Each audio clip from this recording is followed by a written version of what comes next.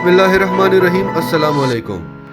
रोज़गार के मुतलाशी पाकिस्तानियों के लिए, पाकिस्तानी नौजवानों के लिए एक बहुत बड़ी खुशखबरी है कि जापान ने रोज़गार की फराहमी के लिए पाकिस्तान को 10 तरजीही ममालिक की फहरिस्त में शामिल कर लिया है।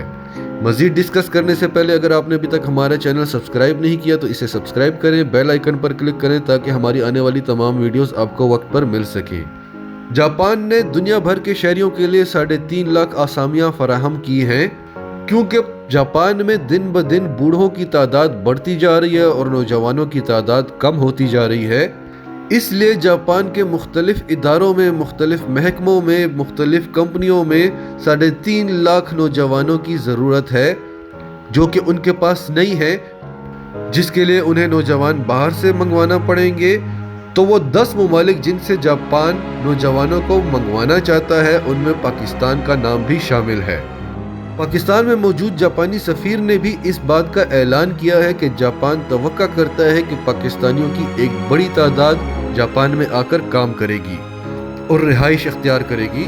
उन्होंने बताया कि ऐसे ममालिक के शहरियों को रोज़गार फराहम किया जाएगा जो जापान आने के अखराजात बर्दाश्त कर सकते हों।